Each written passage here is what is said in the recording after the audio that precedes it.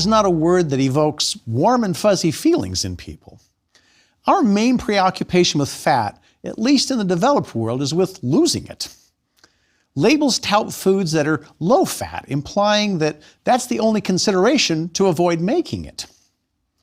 But these much maligned molecules, as well as their biochemical relatives in the broader group called lipids, are essential for life. Almost 2/3 of the dry weight of the human brain, the thing you're using to learn biochemistry, is made up of lipids. With this lecture, I hope to teach you to love your lipids, or at least understand them much better. Lipids are a varied group that includes fats, oils, waxes, steroids, hormones, and even some vitamins. So what do all these different molecules have in common? Many lack nitrogen and are built with the same 3 elements as carbohydrates. Other lipids do include nitrogen, meaning that they build using the same 4 elements as proteins. But what unites all lipids and defines them as a distinct group is that lipids are molecules that have at least one part that is hydrophobic and that overall are not hydrophilic. Lipids do not play in the same watery neighborhoods other biomolecules do. Some lipids, like fats and cholesterol, are full-on phobic about water. Others, like membrane lipids, are ambivalent. A part of them fears water, but another is drawn to it. Unlike proteins, carbohydrates, and nucleic acids, lipids are not polymers. Their molecules are also smaller. Most fats, for example, have molecular weights of under 1,000 grams per mole, whereas even a small protein like hemoglobin has a molecular weight of 64,000 grams per mole. Fatty acids are the smallest, simplest lipids and consist of a single chain of between 2 and 28 carbons. Fatty acids fall into the mixed feelings category with respect to water and are described as amphiphilic. One end of a fatty acid, called the head, has a hydrophilic carboxyl group, while the remainder of the molecule, called its tail, is hydrophobic, being made up of only nonpolar carbon and hydrogen bonds. Fatty acids come in 2 groups, saturated and unsaturated. Saturated fatty acids, like stearic acid, have long, straight hydrocarbon tails with no double bonds between the carbons. By contrast, unsaturated fatty acids, like oleic acid, have 1 or more carbon-carbon double bonds in their tails. Now, fatty acids with just 1 double bond, like oleic acid, are called monounsaturated fatty acids. Those with more than 1 double bond, like linoleic acid, are called polyunsaturated.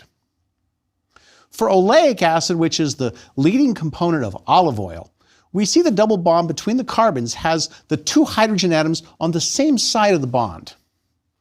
This sort of double bond where the hydrogens are on the same side is called a cis double bond.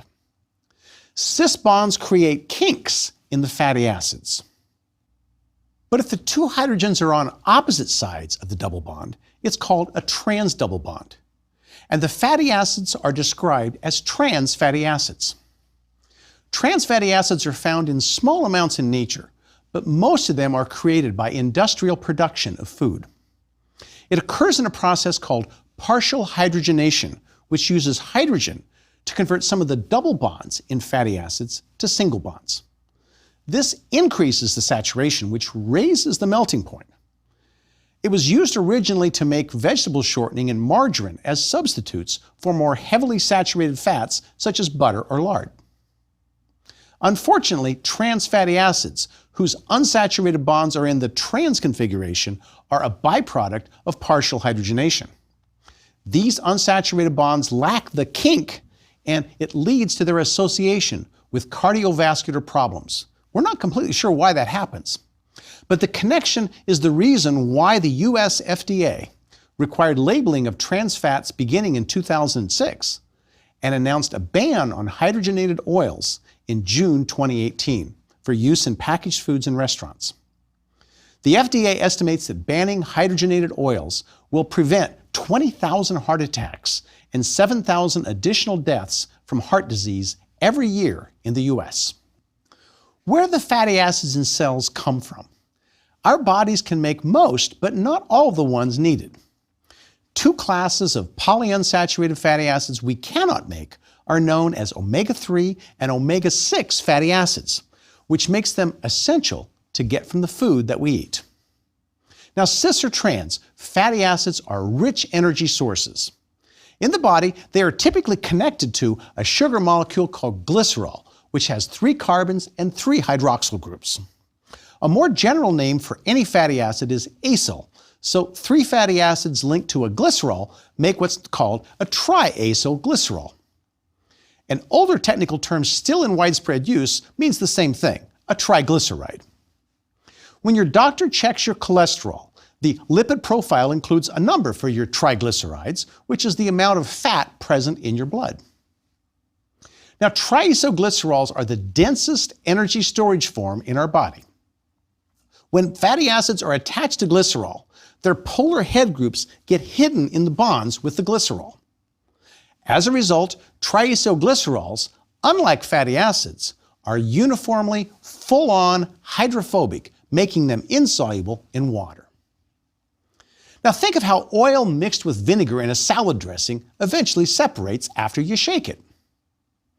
Left to their own chemistry, fats in your body would do the same thing and separate in the blood. That's not a good career move. To prevent this, fats are stored in specialized cells called adipocytes that contain a fat or oil droplet surrounded by cytoplasm of the cell. Fat cells grow in size to a point as obesity increases. Now in the body, fats must move from the adipocytes, where they are stored, to tissues that need their energy. This movement occurs in the bloodstream in special micromolecular care packages called lipoprotein complexes. Now, these complexes, which have an outer shell of proteins, contain an inner shell of fats and other lipids. Now, incidentally, these complexes are why your blood results come back with information about your high-density and low-density lipoproteins. You probably know them as HDLs and LDLs, the concentration of bundled up care packages in your blood. Triacylglycerols make up solid cooking fats like butter, as well as liquid oils like olive oil. The differences between these compounds arise only from the kinds of fatty acids bundled to the triacylglycerols. Here's where the kinkiness of those unsaturated fatty acids is important. If the bundles of fatty acids are mostly saturated fatty acids with their straight hydrocarbon chain tails, fatty acids can pack closely together. And it's the tight packing of saturated fatty acids that's why butter is solid at room temperature. Saturated fats are generally more abundant in the fats of animal origin, like butter, lard, and beef tallow, all of which are solid at room temperature. If instead the fatty acids are bundled together are mostly kinky, unsaturated ones, the kinks in the tails keep them from being able to line up neatly. Because of this, triacylglycerols with unsaturated fatty acids cannot be packed easily. Most plant-derived oils have a high proportion of the loosely packed, unsaturated fatty acids that make them liquid at room temperature. Olive oil and safflower oils are common examples of these types of triacylglycerols. Now, what about coconut oil, you might ask, which is plant-derived, yet it's normally solid at room temperature?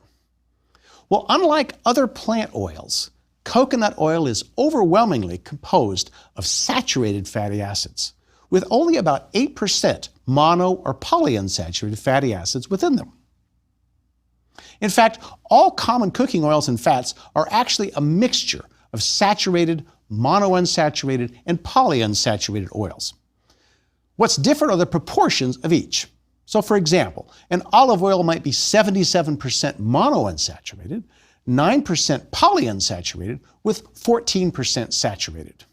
A canola oil might be 62% monounsaturated, 32% polyunsaturated, and 6% saturated. So we've seen that fatty acids are small, energy-rich, amphiphilic molecules that come in saturated and unsaturated varieties. The presence of double bonds in the tail of unsaturated fatty acids introduces kinks in them, and the kinked tails keep unsaturated fatty acids from packing tightly. Now, fats take their properties from whichever fatty acids they're composed of. A related group of molecules have only two fatty acids attached to a glycerol. And in the place of the third one, they have small molecules linked to a phosphate at that position. These are called glycerophospholipids or phosphoglycerides.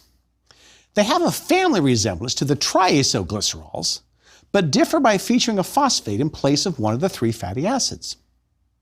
This small difference makes glycerophospholipids different from triacylglycerols in a very crucial way.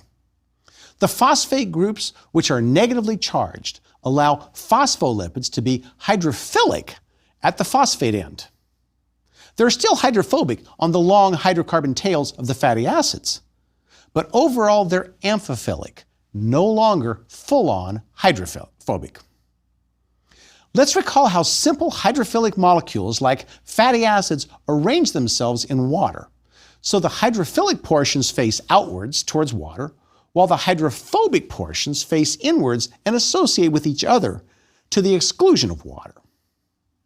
Individual fatty acids are long, skinny molecules that form spherical structures called micelles. However, glycerophospholipids are not skinny and cannot readily form micelles. Instead, these compounds arrange themselves in water into what are called lipid bilayers. If you've ever watched an American football game, you've seen micelle structures in huddles and bilayers when teams line up at the line of scrimmage.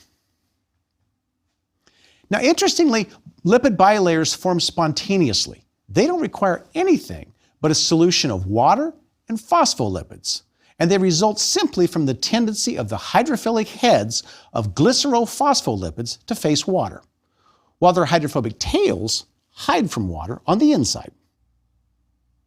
This property of phospholipids creates the most important cellular structure, the cell membrane. We will return in Lecture 16 to a more in-depth discussion of membranes and how they regulate traffic in and out of cells, a matter of crucial importance. So we've seen that fatty acids are used to make triacylglycerols that serve as energy storage molecules and glycerophospholipids, which are major components of membranes. Another important group of amphiphilic membrane lipids is the sphingolipids. These molecules get made by joining the amino acid serine to a 16-carbon fatty acid known as palmitic acid, followed by several modifications. The amine of serine provides an attachment point for a second acyl group. So sphingolipids, like glycerophospholipids, contain two fatty acids. Though some sphingolipids, such as sphingomyelin, also contain a phosphate, like the glycerophospholipids do, most of them do not contain phosphate and instead have one or more sugar residues linked in place of the phosphate. Now, either way, most sphingolipids, like glycerophospholipids, have an amphiphilic nature.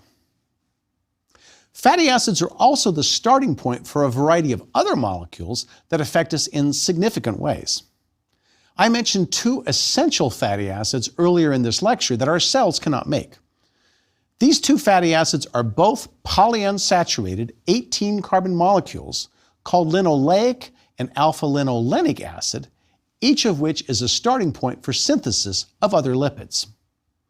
Linoleic acid can be used by cells to make a 20-carbon polyunsaturated fatty acid called arachidonic acid. Now, the compounds derived from arachidonic acid are a diverse group of important molecules called icosanoids, all of which have 20 carbons like their parent compound, arachidonic acid. Icosanoids include two important groups of molecules that are fascinating, one involved in pleasure, the other in pain. Now, I guess because life is short, let's start with pleasure. The pleasure molecules made from this fatty acid are a group called endocannabinoids, compounds that bring about some of the same effects as using marijuana. Endocannabinoids play roles in mediating pleasure, reward pathways, and regulation of appetite, among other things.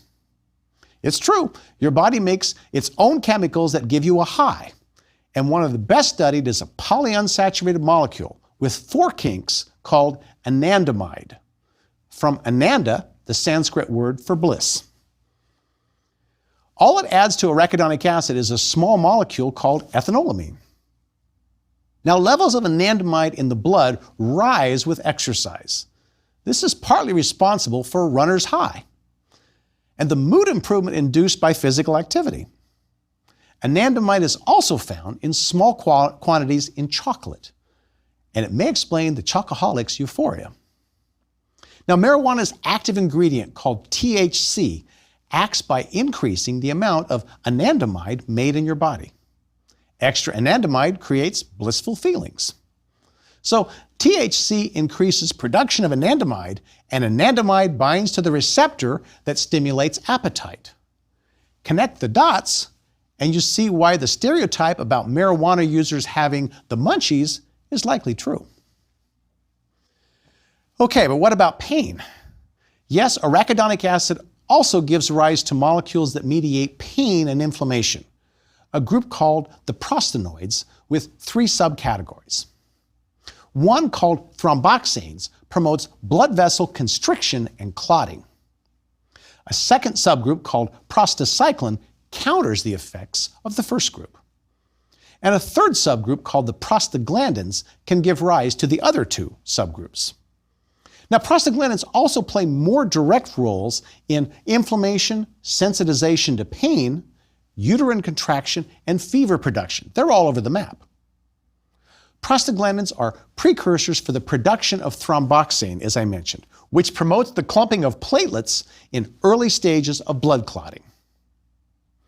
Long before we knew about prostaglandins and thromboxanes, aspirin was in use for treatment of pain and inflammation. A side effect seen in people using aspirin on a regular basis was that their blood clotted more slowly, and nobody knew why. It was only in the 1970s that the explanation emerged, when scientists found that aspirin blocked the action of the enzymes called Cox enzymes that normally catalyze the start of prostaglandin production from arachidonic acid. By blocking prostaglandin production, aspirin acts as a pain reliever and an anti-inflammatory. It turns out that in addition to aspirin, ibuprofen, sold as Advil, also works by blocking the Cox enzymes. Now, both drugs in small doses also act as mild anti-clotting agents, since blocking prostaglandin production also inhibits synthesis of the pro-clotting thromboxanes. This is why low-dose aspirin is prescribed for patients at risk of stroke-causing blood clots. You may have heard of a subgroup of Cox enzymes inhibitors known as Cox-2 inhibitors. These compounds were the long-sought holy grail of the pharmaceutical industry because they were designed to inhibit a subset of the Cox enzymes known as Cox-2. Now, Cox-2 enzymes normally are involved in making prostaglandins, causing inflammation and pain. Cox-1 enzymes make prostaglandins responsible for the maintenance of gastrointestinal tissue. Aspirin, which is a general Cox inhibitor, works on both sets of Cox enzymes and consequently causes peptic ulcers in some people. The original hope was that the more specific inhibitors of Cox-2 enzymes would provide pain relief while avoiding the gastrointestinal problems. Numerous Cox-2 inhibiting compounds were released by pharmaceutical companies, including popular medications such as Vioxx and Celebrex. But reports began accumulating that users were at an increased risk for heart attacks and strokes, with some compounds riskier than others. As a result, Vioxx was among those compounds removed from the market, leaving Celebrex as the only Cox-2 inhibitor medication that's available for sale. Fatty acids also play important roles specific to plants. Linolenic acid, one of the 2 fatty acids we have to obtain in our diet, is made in plants such as walnuts, flaxseed, soybeans, and several vegetable oils. There, linolenic acid is the starting point for the synthesis of a molecule called jasmonic acid and its volatile derivative known as methyl jasmonate, which arises from a simple addition of a methyl group to jasmonic acid. What's really fascinating about jasmonic acid and its derivatives is that they are produced by plants when they're stressed. What might stress a plant, you wonder? Well, being chewed on by an insect pest would do it. Attacked by an insect, the plant makes methyl jasmonate, which serves two functions. One, it induces the stressed plant to make a variety of other chemicals that serve to defend the plant. For example, on receiving a signal, such plants might make protease inhibitors that prevent the insect from being able to digest the plant material it eats. So just as you would not want to return to a restaurant if eating there made you sick, this strategy discourages the pest from making a meal of the plant again. Now, a second reason, though, and even more remarkable, is that played by methyl jasmonate is that a volatile compound it spreads through the air warns surrounding plants to mount their own defenses as well in the plant version of an emergency broadcast system. In short, the simplest lipids, the fatty acids, not only provide us with stores of energy in triacylglycerols and membrane components in glycerophospholipids, they're also responsible for making molecules that can improve our moods or make us hurt. And last, they even help plants make molecules that trigger defense responses against predators. Not all lipids are made from fatty acids. The most familiar is a lipid that really could use a better public relations agent, cholesterol. Cholesterol is probably the most reviled of the lipids because of its association with heart disease. But it's a bit of a bum rap because it is essential for cells. Cholesterol is a vital component of cellular membranes, especially brain membranes. One very important lipid molecule made from cholesterol is vitamin D. Though named as a vitamin, most researchers think of vitamin D more as a steroid hormone. That's because if we use the standard definition of vitamins as substances needed in trace amounts that our bodies cannot make, vitamin D is only halfway there. It is, in fact, required in trace amounts. That's true. But vitamin D can be made by the body starting with cholesterol and sunlight. So what to call it? Well, people long ago settled on calling it a vitamin, and so that's pretty much stuck. Now, in the pathway to synthesizing vitamin D, cholesterol actually changes into an inactive form of vitamin D called 7-dehydrocholesterol. And this is the form that's acted on by sunlight in our skin to lead to the active forms of vitamin D called calcitriol. Too little of this reaction is the reason that people who don't get sufficient sunlight are vitamin D deficient. Sunlight thus has a yin-yang quality as far as we are concerned. The UV wavelengths of light that cause us to tan and damage our DNAs actually help our cells to make vitamin D. Making vitamin D is usually trivial for humans. We expose our skin to sunlight and we've got it. For animals whose skin does not have direct access to sunlight, they do what Eskimos and other Arctic dwellers do. Much of it comes from their diet. For example, deep-sea fish eat plankton, which is rich in vitamin D. Of course, many of the plants eaten by animals are also rich in vitamin D. A similar but potentially more harmful situation occurs with reptiles people keep as pets. In the wild, these organisms get vitamin D from sunlight, just like we do. But when kept in an aquarium tank, they can become vitamin D deficient if sunlight is the only source of UV light, since aquarium glass blocks the UV needed to make vitamin D.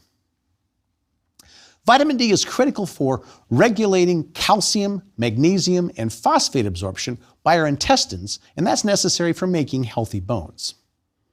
Vitamin D is also important in cell growth, neural functions, and in reducing inflammation.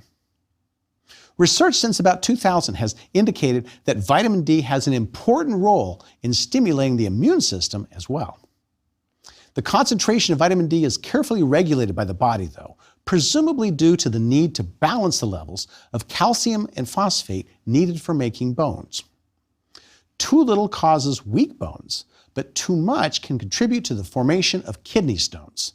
So it's a balance, but a very important one.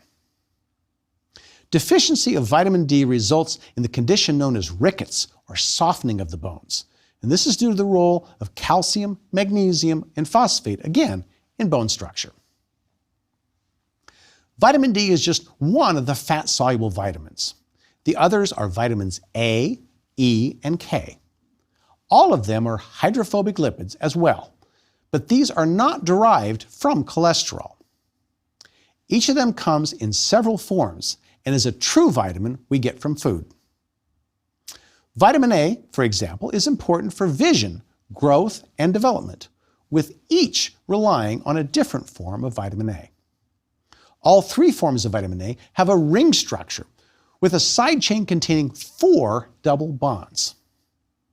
These double bonds can exist in a straight arrangement called trans and a kinked arrangement called cis, just as we saw for fatty acids. But in contrast to the trans bonds we saw in fatty acids, there is no harm in the trans bonds in vitamin A. The cis configuration only plays a role in vision. With that exception, all the bonds remain in the trans configuration. As for the 3 different forms of vitamin A, those are based on having 3 different possible biochemical structures at the end of its side chain. The retinol form of vitamin A has an alcohol group and OH group at the end. This form of vitamin A gets linked to a fatty acid and stored in the liver. There is said to be so much vitamin A in polar bear liver that it can be fatal to eat it. Stay away from polar bear liver. That's another important point about vitamin A. While you need it in small amounts, too much of it can be toxic. The most common source of vitamin A in our diet is from breakdown of beta-carotene, the stuff that makes carrots orange. Now, the retinol form of vitamin A is an aldehyde, meaning there's a double bond to the oxygen at the end instead of a single bond to a hydroxyl group. Retinol is the form of vitamin A used by our eyes to detect light, and we'll learn more about that in the lecture on the biochemistry of our senses. The third form of vitamin A is retinoic acid, and it's an acid because a second oxygen joins the end to form a COOH carboxyl acid group. Retinoic acid plays roles in development of embryos. Vitamin E is thought to help cells to avoid oxidative damage. Its long nonpolar side chain is embedded in the lipid bilayer of the cell membrane where it protects lipids there from reacting with reactive oxygen molecules. Vitamin E is an umbrella name for a group of 8 related molecules, the most important of which are the alpha and gamma tocopherols. Vitamin E compounds are produced as byproducts of metabolism of phenylalanine and tyrosine. It is commonly found in membranes of the chloroplast in green leafy vegetables, where it also helps to protect plants against oxidative damage. The last of the fat-soluble vitamins is vitamin K, which is important for the clotting of blood and bone health. Plants use a form of vitamin K known as phylloquinone for photosynthesis, which is why we obtain it primarily from the consumption of green leafy vegetables. Vitamin K, like most of the other vitamins, comes in 2 forms. Phylloquinone, or vitamin K1, comes from plants. Modification of K1 to vitamin K2 can occur by bacteria in the human gut. Vitamin K is a pro-clotting coenzyme that assists in the modification of critical blood factors in the process of blood clotting. Vitamin K also plays an unrelated role in photosynthesis. In its clotting action, vitamin K is chemically altered and must be recycled to continue functioning. Anti-clotting blood thinners such as Coumadin act to inhibit the recycling of vitamin K to the active form. Okay, let's sum up a few points about fat-soluble vitamins. First, they're all hydrophobic lipids. Second, each fat-soluble vitamin has a function that is completely unrelated to the other fat-soluble vitamins. Third, with the exception of vitamin D, they ultimately come from plants. And last, excessive doses are to be avoided. With vitamin A in particular, it can be toxic.